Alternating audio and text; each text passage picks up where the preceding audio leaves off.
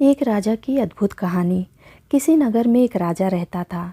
राजा बूढ़े होने को आ गया था, पर उनको कोई बेटा नहीं हुआ, सिर्फ एक बेटी थी। राजा को बहुत चिंता होने लगी कि अब मेरा इतना बड़ा साम्राज्य कैसे संभलेगा, इसकी देखभाल कौन कर पाएगा।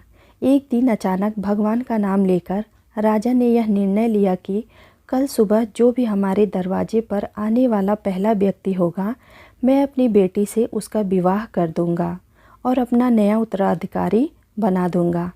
अगले दिन सुबह सुबह एक फटी पुरानी कमीज पहने एक लड़का दरवाजे पर दस्तक देता है। राजा ने प्रभु इच्छा समझकर अपने निर्णय के अनुसार अपनी बेटी की शादी उस लड़के के साथ करा देता है और अपना सारा राज्यपाट उसे देकर पहाड़ों पर संन्यास को चला जाता है। अब यह नया राजा राजपाट के बारे में जानकारी इकट्ठा करने की कोशिश करता है। राज्य कैसे संभालना है, युद्ध में कैसे जाना है, क्या तैयारी होनी चाहिए ताकि बहुत अच्छा राजा साबित हो।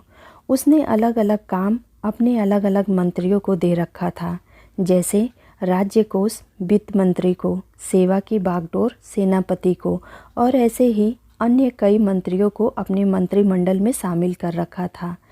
नए राजा के संचलन में राज्य बहुत बढ़िया चल रहा था। सारी प्रजा पुराने राजा की बहुत तारीफ कर रही थी कि क्या राजा चुना है महाराज ने। समस्त प्रजा के हमदर्द बनकर सदैव खड़े रहते हैं। यहाँ राज्यसभा में समस्त कमरे में समय समय पर सब आ जा सकते थे, लेकिन एक कमरे में सिर्फ राजा ही जाते थे। यह इस कोठरी में 10-15 दिन में जाते थे और किसी को जाने की अनुमति भी, यहाँ तक कि रानी को भी नहीं थी। अब समस्त दरबारी को जिज्ञासा हुई कि आखिर इस कमरे में ऐसा क्या है कि कोई उसके अंदर देख भी नहीं सकता। जानने की इच्छा सभी को थी, लेकिन कोई पूछ नहीं पा रहा था। फिर बड़ी हिम्मत करके वित्त मंत्री ने पूछ लिया कि माफ़ कीजिएगा राजा साहब, लेकिन आखिर इस कमरे में प्रवेश वर्जित क्यों है, क्या है इस कोठरी में। राजा ने उन्हें डांट दिया और कुछ नहीं बताया। कुछ दिन बाद सब ने कहा कि अब सेनापति ही पूछ सकते हैं, उनकी बात राजा को माननी पड़ेगी। जब सेनापति राजा के कमरे के बारे में चर्चा किया तो राजा ने उन्हें भी कुछ नहीं बताया। यहाँ सबके मन में एक ही विचार आ रहा था कि अब रानी ही है जो इस जिज्ञासा को समाप्त कर सकती हैं। सब ने रानी से कहा कि आखिर इस कमरे में ऐसा क्या है कि महाराज आपको भी जाने की अनुमति नहीं देते हैं। फिर क्या था, रानी ने तो एकदम जिद पकड़ ली कि अब तो मुझे जानना ही है। राजा के बहुत समझाने के बावजूद भी जब रानी नहीं मानी तो राजा उन्हें ले गए और कमरे का दरवाज़ा खोल कर देखा तो उसमें कुछ भी नहीं था। एक फटी कमीज और कुछ फटे कपड़े टंगे थे। सब यह देखकर हैरान थे। तो राजा ने बताया कि मैं अपनी शुरुआत को याद करने के लिए यहाँ आता हूँ।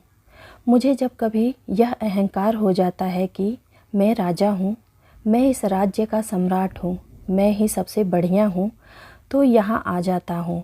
आधे घंटे बैठा रहता हूँ, अपनी शुरुआत को याद करता हूँ और अपने आप को बताता हूँ कि मैं यही था, यही मेरी शुरुआत थी।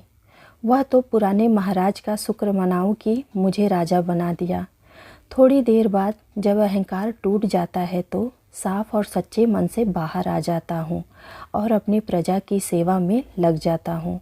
दोस्तों, अगर ज़िंदगी में कभी आपको घमंड आ जाए कि आप अपने को सबसे ऊपर मानने लगो, आपको लगता है कि मेरे जैसा तो कोई है ही नहीं, तो अपनी शुरुआत को याद करिए, अपनी मेहनत वाली पुरानी ज़िंदगी को याद करिए।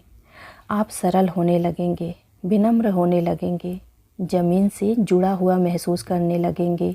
इसीलिए कहा जाता है कि पैसा इंसान को ऊपर ले जाता है, इंसान पैसे को ऊपर नहीं ले जा पाता। उम्मीद करती हूँ आप सबको यह कहानी ज़रूर पसंद आई होगी। ऐसे ही नए नए कहानियों के साथ जुड़े रहने के लिए कृपया हमारे चैनल को लाइक और सब्सक्राइब ज़रूर कीजिएगा।